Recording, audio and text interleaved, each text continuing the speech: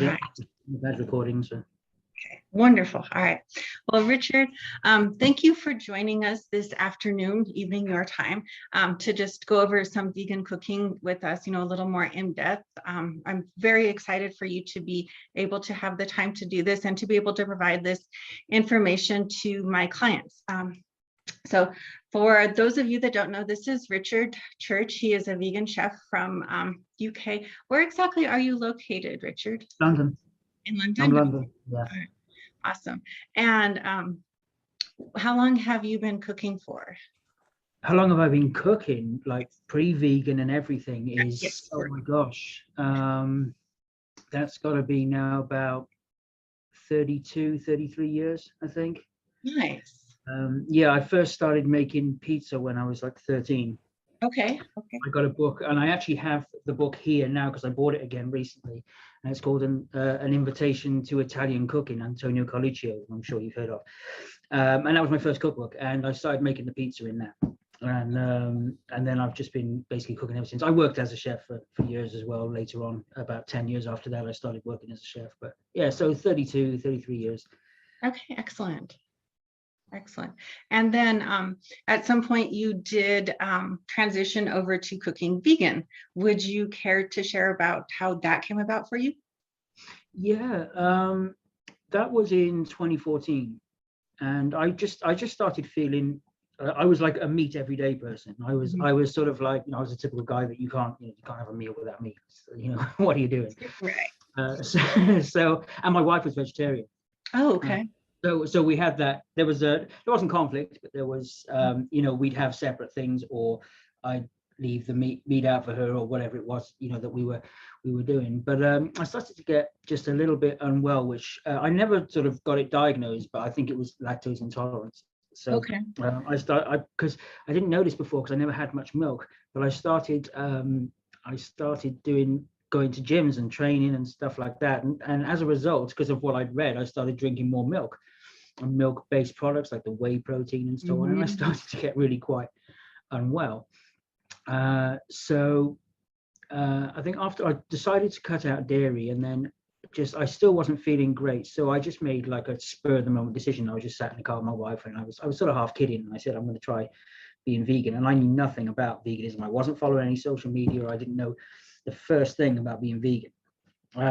So it didn't go smoothly, of course, straight away. But then, yes, about 6 months into that is when I became, I suppose, proper vegan, I guess. Because there was, I was still, now and again, I'd have some eggs or whatever it might be. Because I was actually working in a meat restaurant as well those first 6 months. So I wasn't eating the meat, but I was still cheating a little bit, So yeah, then, so from there, I just haven't looked back. Nice. That's a pretty awesome story. So I think actually for a lot of people, when they transition like that, it's almost like there is almost always that divide in the house where there is someone that is eating meat and someone that is not eating meat, and this person has dairy and that person doesn't have dairy. So then is your family vegan as well now? My wife is now. She joined me a year later, which was really nice and really helpful because now we just eat now the same things. I'm actually really lucky here because just by sheer coincidence, everybody started to become at least vegetarian. Nice. And the two older girls, one became celiac, and then she had problems with various different foods, and she started cutting out meat. I don't know if it was deliberate or not, but she just started to not eat meat anymore. The older one became vegetarian when her boyfriend became vegetarian, and my son, who's 10, he's not vegetarian. But he's such a picky eater that he only has these like little frozen fish fingers and stuff like that. So so there's no meat in the fridge, like ever. In our house. There's no cow's milk in the fridge. There's a few eggs. That's about it really. So and I don't cook for everyone. I cook for my wife, I cook for my son, and we take like the girls will cook for my son as well sometimes. So if I'm out at work, they'll make him a meal because he doesn't eat the same things as us. He just won't eat them. He's on the autism spectrum, so there's a lot of things he's really fussy with things and really particular. So he eats about 3 or 4 different things, and that's about it. So yeah, we don't have that problem. We really don't. You know, I just, myself and my wife have the vegan food, and everything in the fridge is at least vegetarian. So.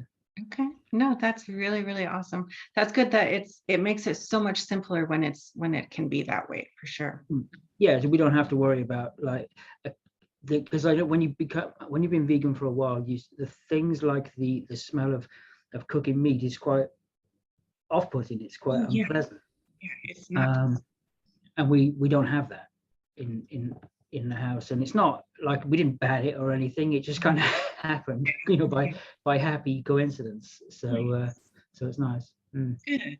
That's so excellent. So since you started cooking as a vegan chef, do you face any obstacles in finding ingredients or substitutions for some of the dishes that you're making? I mean, you make a lot of very good and very beautiful recipes. Thank you.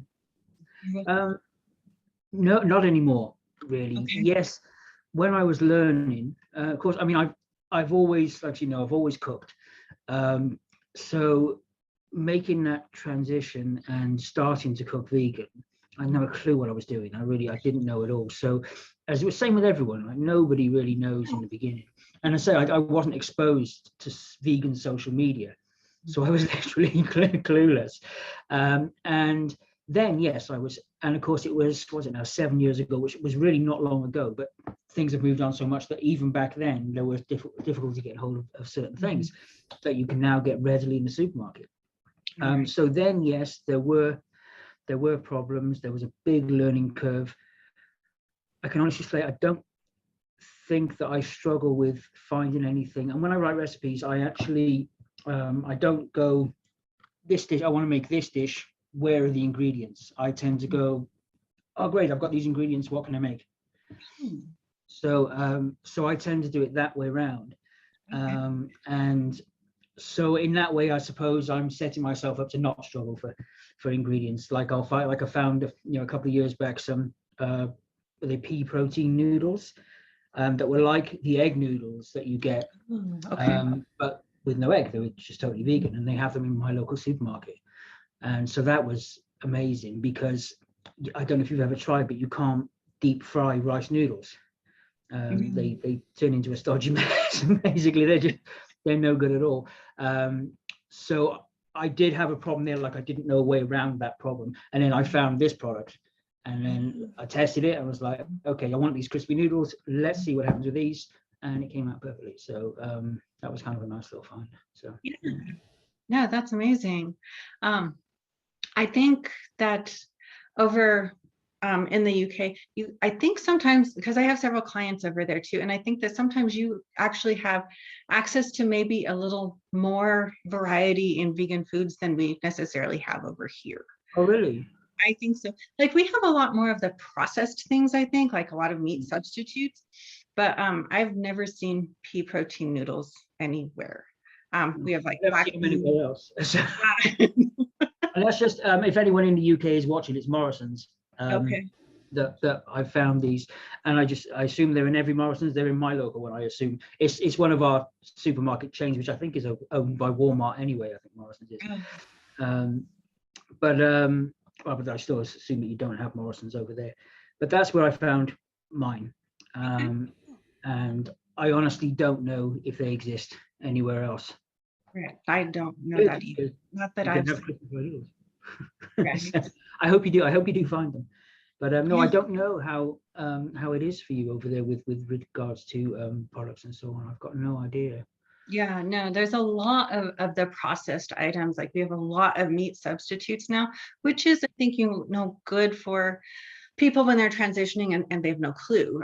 It certainly makes it way more convenient than, back in the day when we had falafel and tofu, and that's really all we had. So I think it does make it more convenient, but then there's kind of a tendency to just lean on those products as like, the main source of your diet.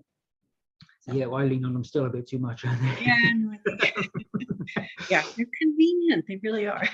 But, you get home from work, you don't, I try to cook most days, but you get home from work sometimes and you just you don't want to.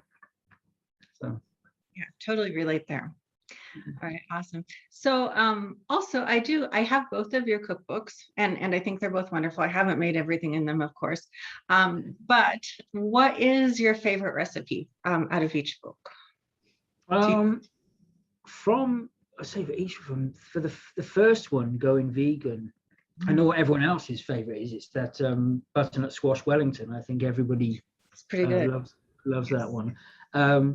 And I hardly ever eat that now because I ate it for a few years before that recipe. It was probably a non-vegan version when I first created that, because I was actually making it a couple of years before I wrote it for the vegan cookbook.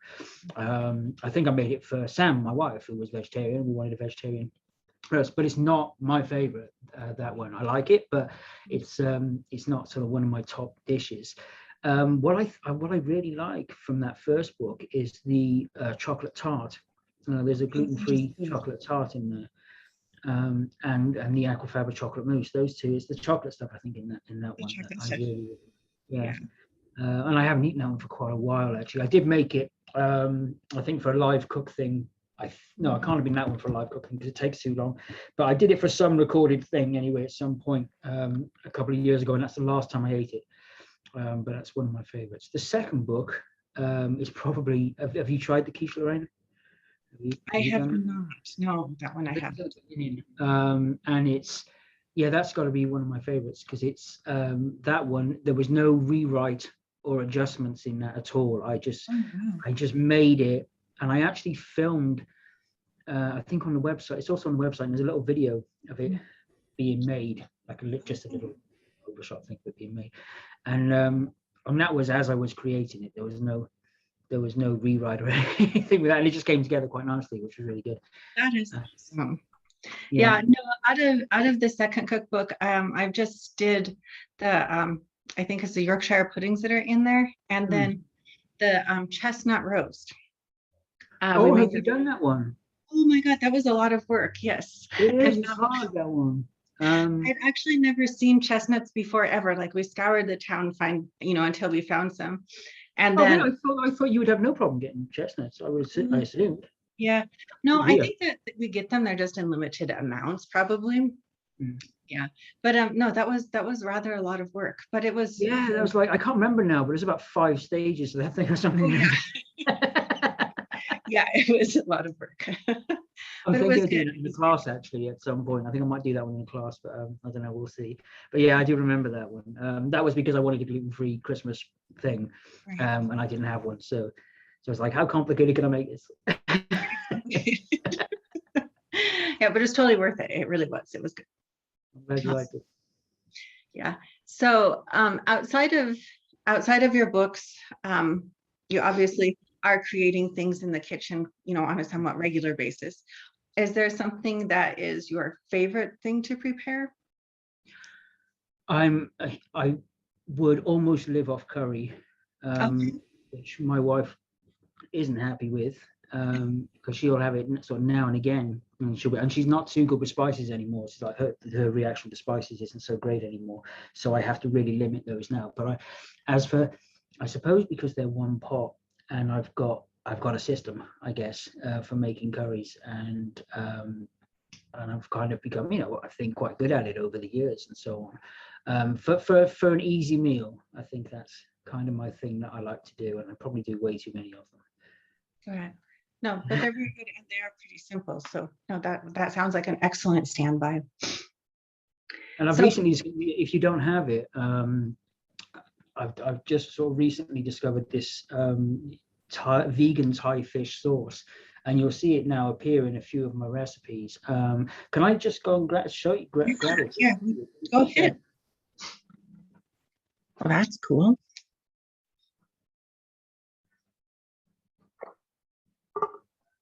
So it's this stuff which Amazon sell it.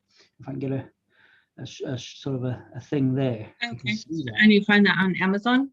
Amazon sell it, but they sell it for the UK. They sell it in like 6-packs, and one of those will last you a whole 6 months, because it's like you have like a tablespoon at a time. Okay. I know our Waitrose does it in individual bottles now, but I actually have 6 bottles of this stuff going over there. Oh, wow. And so I've started now cooking a lot of sort of Southeast Asian type food, using that and lime leaves and galangal and those things, coconut milk. So with the help of that, that's sort of really, it's like finding the ingredient and going, great, that exists, now I can do this. Right. Yeah, no, that's really awesome. Thank you for sharing that. That's super valuable, I think. So we'll have to take a look on Amazon and see if we there's links to it on my website, on the various, there's a few Okay. Thai dishes on my website, so you'll see links to it on there. Okay, well, cool. Thank you. So moving on here a little bit, I know we talked about a little earlier your family and how everyone has a particular way that they're eating at the moment, but with you cooking vegan, do you think that was something that was a benefit and made a positive impact to your family? If it had, I don't know if it had an influence on, because all the vegetarianism and stuff, it all happened after I transitioned to veganism. I don't know if that had an impact or not. People don't tend to listen to me at home that much, so I can't imagine that it did have much of an impact. Same.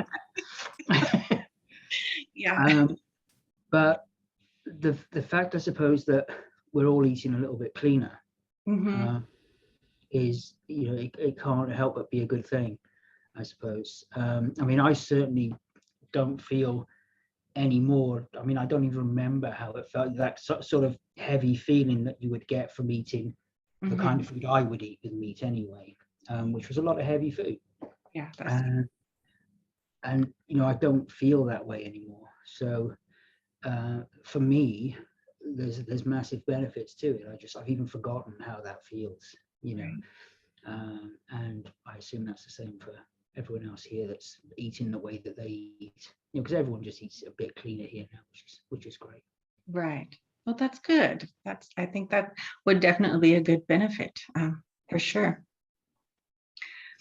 So you have referenced your website a couple times. Do you offer cooking classes? Yeah, I do now. I've just launched that. It's called Richard Church's Vegan Cook School, and I'm actually wearing a t-shirt here. You can see that. Right. I know Zoom makes it so hard. Marketing there.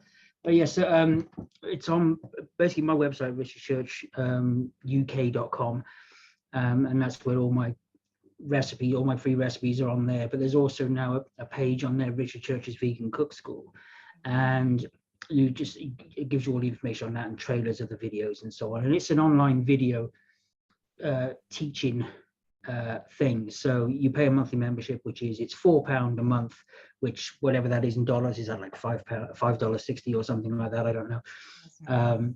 It's somewhere around there, anywhere between $5 and $6, I would imagine, a month.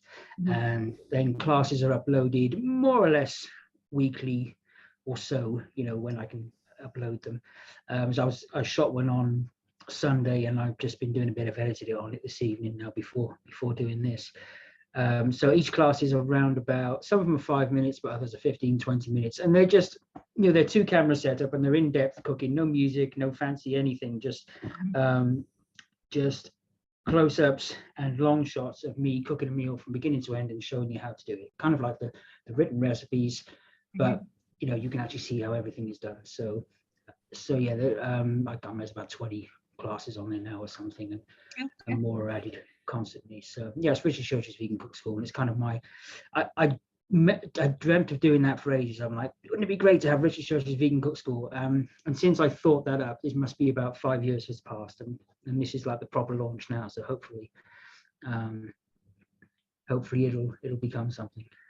Right. No, that sounds really awesome. I think this is a good time to do something like that too, because it seems like every year there's more people that are interested in trying to eat vegan and making better choices for their health that way. So having a resource like that could be certainly very valuable. Yeah, I hope so. That's kind of the idea of it, is that they'll have something that they can watch the videos again and again while they're a member and so on, and they can just keep going back, and they get a sort of ingredients list with it as well, so they know what they need to go shop for and so on. And hopefully it's just a great resource that people can learn to make. I've got an aquafaba masterclass on there, and there's a pizza-based masterclass on there, and there's the Yorkshire puddings that you made. There's a full video for that on there, and it's just all those things that we would make at home. The one I just did the other day was mac and cheese. So it's, it's meant to be home cooking, I suppose, but in depth. Right. Yes. No. And I I talk think all my knowledge, everything I've learned over the last 30 years comes out in these things as well. It's like I talk of this, you don't want to do it like this. Once a chef told me because I did this wrong, and it's a lot of that. but that's cool though. That's very helpful, because then we don't make that mistake when we're making. Exactly. I suppose that's the point. Yeah. I mean, I've amassed a certain amount of knowledge over the years, so I try to bring it out into that the best that I can. Right.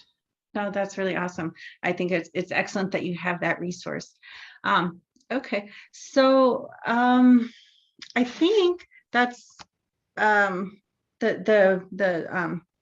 frame of the console so far. I know we were going to let some people ask some questions. We have just Dawn is here with us on Zoom. Did you have any questions, Dawn?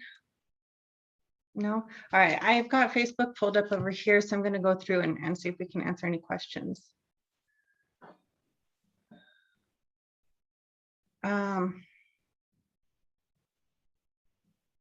Yes, I'm not seeing questions. If anybody has questions on Facebook, go ahead and pop them into the chat, and we'll get those answered for you before we finish out here. There's just a little bit of commentary where people were agreeing that cooking meat stinks really bad and they had to leave. And I still, I mean, as my job, I go into people's houses, and sometimes they are, they're frying bacon or whatever it might be, and I'm just like, it's fish, but it's quite often it's like, I want to go. Right. Yeah, you can't. Okay, we did have a question come up. Okay, so Jennifer on Facebook says that she has a question, and it is, everything that she bakes does not turn out. So how can she replace eggs better? I mean, the egg replacement is the big one, isn't it? It's and there are a few different ways of doing it, and it really is trial and error. So you've got your baking powder, you've got gram flour, which is chickpea flour. If you don't know what gram flour is, it's that Besan chickpea flour. It's usually in the sort of world food section of supermarkets and so on, with a lot with the lentils and everything like that. And I use that in the Yorkshire pudding recipe.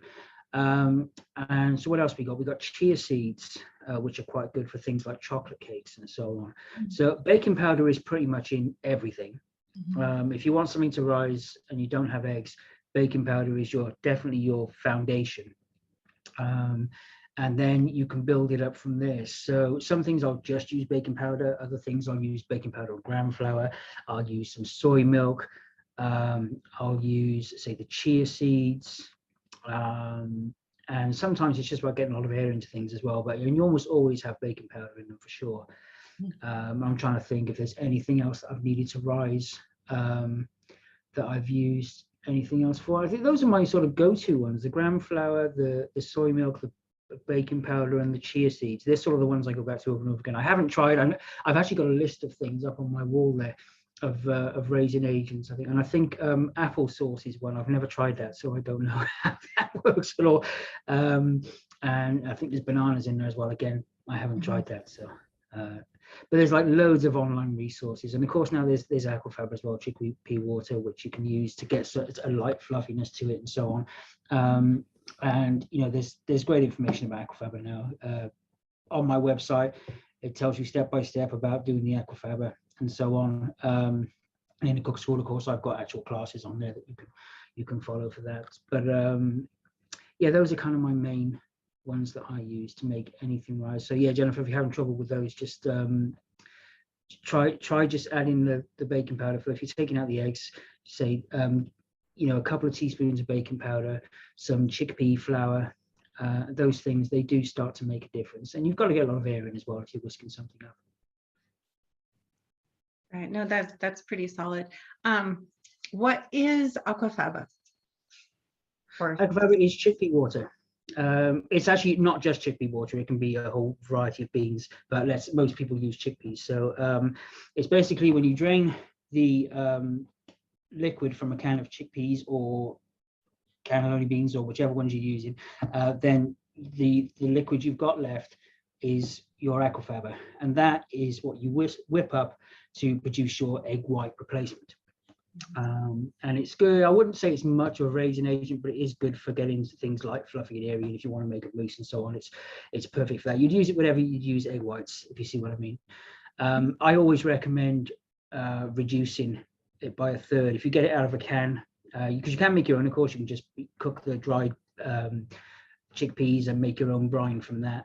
If you're getting it out of the can, I would certainly recommend, say, draining 2 cans worth of liquid into a pan, boiling it or simmering it and reducing it by a third first of all. So if you want to get exactly a third, pour it into a measuring jug before, into the pan, reduce it, pour it out afterwards. You'll see then when you've got your third missing from the final amount. And that just adds some strength to it. So that gives you a better whip and so on. And it's great if you're making meringues and anything where you really need some good structure. It helps so much for that. And of course, cream of tartar in there as well. So I think I've got quite a few things of aquafaba on my website, so you'll see how to do it there, no problem at all. Awesome. Jennifer, it sounds like you need to go to Richard's website, and then you'll have a lot of the information. She also asked, what is your favorite kitchen tool as a vegan? She's beginning to think she needs a food processor. Yeah. Or at least a blender. I actually hardly ever use the food processor, to chop things up, as in the one that sort of grinds the food up rather than blends it. I use a blender a fair amount. I hardly ever use the food processor. There's some things that I make that require it. Like, let's say, for example, I want some breadcrumbs. Well, chuck that in a food processor and it's easy to do then. But mostly, I'm not really using one. Just in my style of cooking, I'm not using a food processor much, but I do use a blender a fair amount, which of course is like a food processor times 10, really, isn't it? It just blitzes everything up.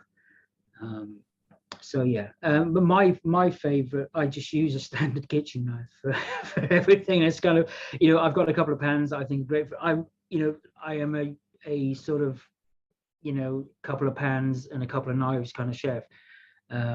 Just I suppose the way I was taught. So I have a couple of kitchen knives that I use, which are standard cook knives, and then I've got a couple of decent pans, a wok and a frying pan, and a good array of saucepans. And I've got this huge saucepan as well if I want to do something, and mostly I use it just for popcorn actually, but if I want to make a lot of something, then I've got that as well.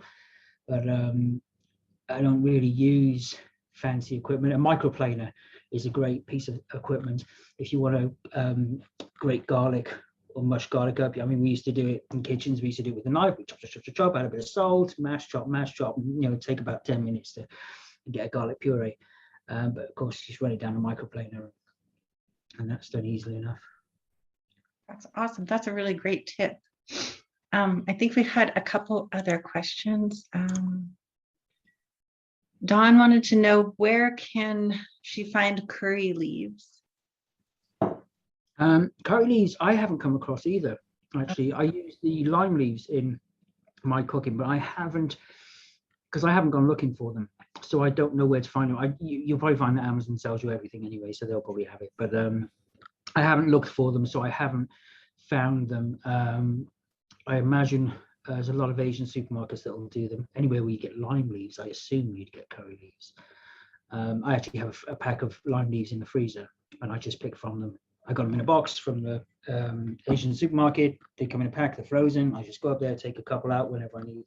So it's kind of ideal. But curry leaves, I have seen them, but when I used to live in Wales, they had them in a shop there, which has long since closed down. So it's not going to be of any help. But I haven't been looking for them.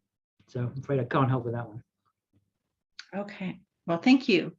Do you find that oat milk is not quite the same as a replacement in recipes as almond milk?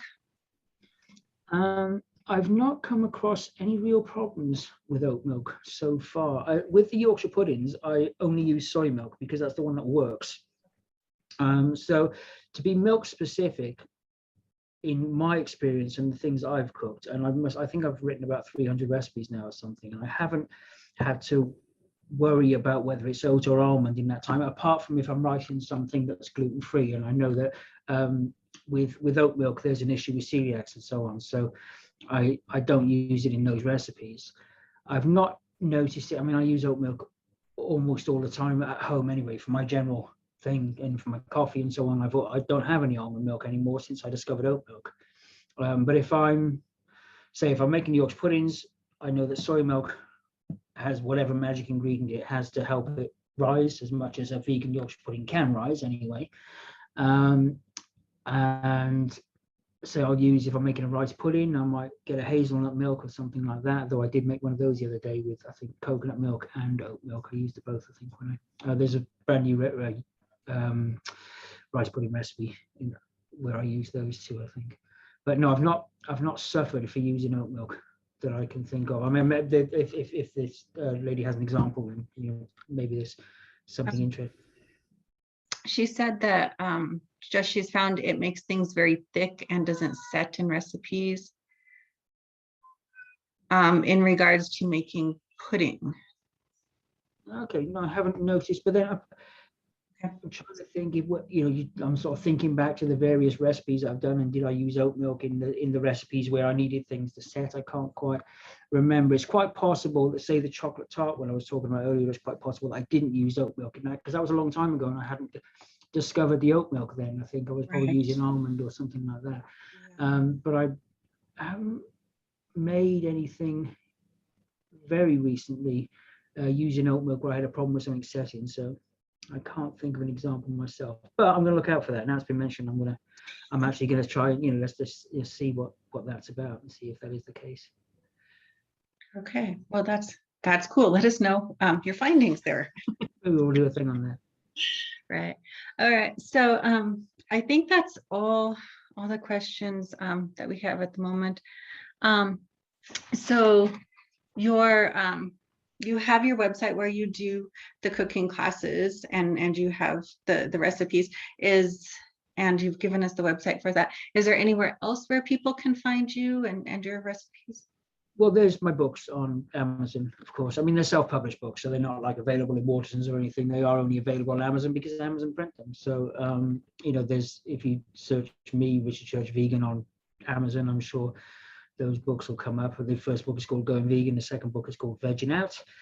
And I'm sure there's a third one on the way somewhere. I think I've got about 50 recipes for the next one, whenever that is. So I've obviously got a way to go yet before I've got enough material for that one. So yeah, I mean, those are, I'm occasionally publishing in a local magazine here, a national magazine here. But really it's just my website, it's the Cook School, and it's the books. That's it. Well, that's awesome. That's two great places where they can find you. So just outside of cooking and your family and everything, is there anything that you enjoy as a hobby? Yeah, if I get time to do them, for sure. I love playing guitar, and I don't get any better at it because I don't get much time to practice. So I sort of stay at the same level with that. Constantly, it seems forever. Because I literally, I do this as, I suppose this is my side thing. I have a day job, and then when I get the time, then I then do this stuff. And I love to write. I'm actually writing a novel, which I've been working on for a couple of years now. I'm chipping away a bit, and I think I'm about halfway through now. So another couple of years, and it might actually come out. So no, I love to write, and I love to play guitar. And I suppose those are probably the things that I do that aren't food related. Right. Yeah. No, that's really awesome. That's how I feel. I play the piano, but not very often, and I'm definitely not as good at it as I used to be. But I still enjoy it. I haven't gone backwards, at least, but I'm not going forwards. I think. And I've just bought a trumpet, but I haven't. All I can do is make a really awful noise on it at the moment. For driving my family crazy with blowing this thing. Good luck with the trumpet. That'd be great.